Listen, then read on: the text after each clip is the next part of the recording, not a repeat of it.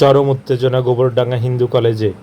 একাধিক ছাত্রীর গায়ে হাত ও শ্লীলতাহানির অভিযোগ উঠল কলেজ শিক্ষকের বিরুদ্ধে।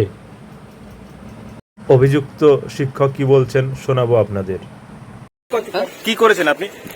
ওই একজন ছাত্রী আছে, তাদের একটু দুজন ছাত্রী আছে, তাদের একটু পিঠে ঘাড়ে হাত দিয়েছিলাম। কেন হাত দিয়েছেন? একজন শিক্ষক হয়ে সেটা পারেন আপনি? না, একদম অন্যায় করেছি।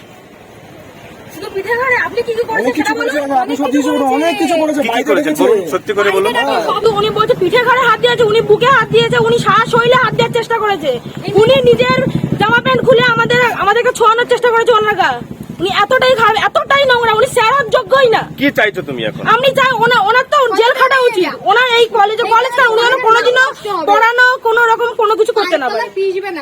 তোমার কি অভিযোগ? আমারও সেম, উনি আমাকে বাড়িতে ডেকেছে, আমার সাথে অসভ্যতামি করার চেষ্টা করেছে, আমাকে বলেছে আন্ডারস্ট্যান্ডিং মানিয়ে চলতে ওনার সাথে, তাহলে সব ফ্যাসিলিটি পাবো। উনি একটা শিক্ষক হয়ে কিভাবে বলতে পারে এরকম? আর কি কি করেছে বল? এগুলোই করেছে। ওনাকে কলেজ থেকে বের করা আমাদের দাবি, যাতে উনি উচিত শিক্ষা পায়।